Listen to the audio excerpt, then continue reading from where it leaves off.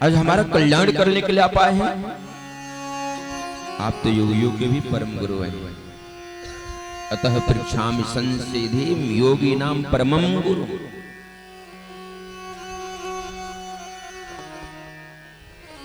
आप कृपा करके बताइए ना,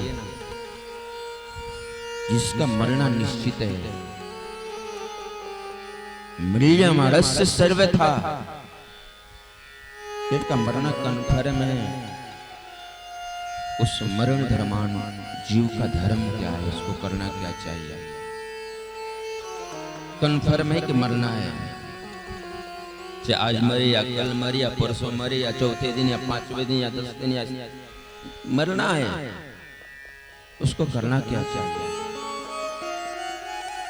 किम श्रोतव्यम,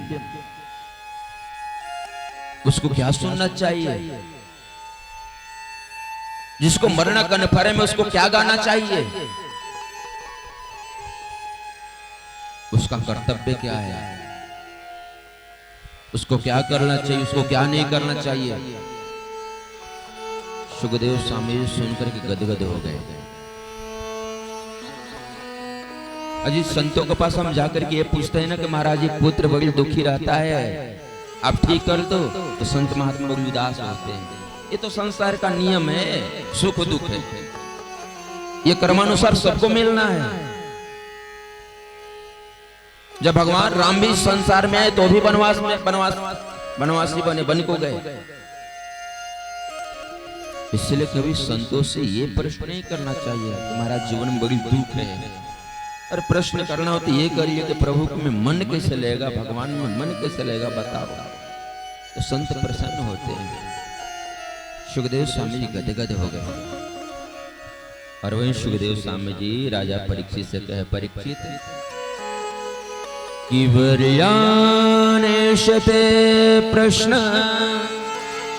कृतो लोकहितं नृप आत्मवेसम्यतः पुंसां श्रोतव्यादिषु यः परा, श्रोतव्यादिषु यः परा।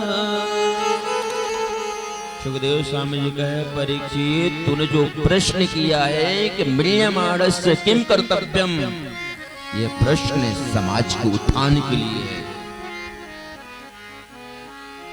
विश्व का कल्याण होगा इस प्रश्न से,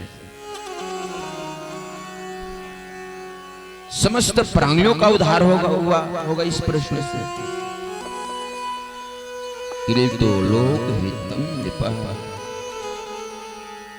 परीक्षित अगर तुम ये पूछा होता ना कि हमारी 7वें दिन मृत्यु हो जाएगी महाराज तक्षक नाग के डसने से, तो हमें क्या करना चाहिए, तो ये तुम्हारा व्यक्तिगत प्रश्न होता। परंतु तूने ये नहीं पूछा है कि मैं 7वें दिन मरूंगा तो हमें क्या करना है, तूने ये पूछा है कि मरने वाले व्यक्ति का कर्तव्य क्या है।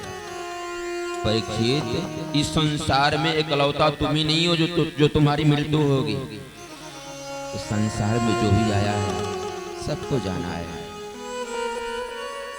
कि आया है सो जाएगा, राजा रंग फकीर कोई सिंहासन चढ़े चला, कोई बंधा जंजीर, कोई बांधा जंजीर। संसार का नियम है, जो भी आया है सबको जाना है, चाहे वो राजा हो या रंक हो या फकीर हो। इस संसार में सत्य क्या है, मरना सत्य है।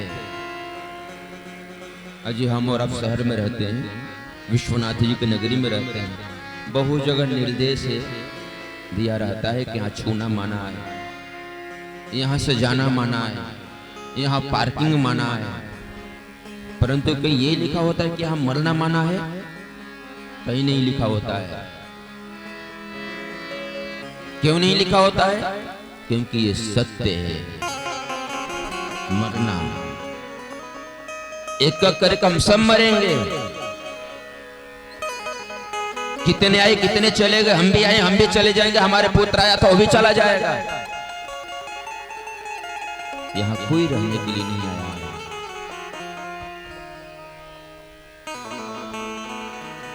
अजी हम और आपको लगता है ना कि हम जी रहे हैं, ना हम जी नहीं रहे हैं, हम मर रहे हैं।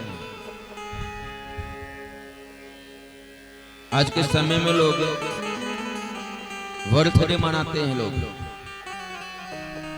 जन्मदिन, और लोग बड़ी खुश होते हैं कि हम 20 वर्ष के हो गए, हम 30 वर्ष के हो गए, हम 40 वर्ष के हो गए, हम 50 वर्ष के हो गए। अरे खुश क्यों होते हो? 50 वर्ष तुम्हारा व्यर्थ का बीत गया, दुखी हो। अब ज्यादा समय नहीं रहा है यहाँ रहने का। हम और आपको याद करनी चाहिए, जो एक दिन बीत रही है ना, तो हमारा महाराज कम हो रहा है रहने के लिए यहाँ, जो जितना दिन रहने के लिए आए।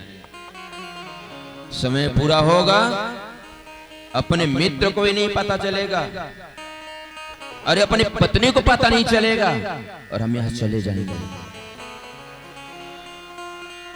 यही सत्य है, मरना।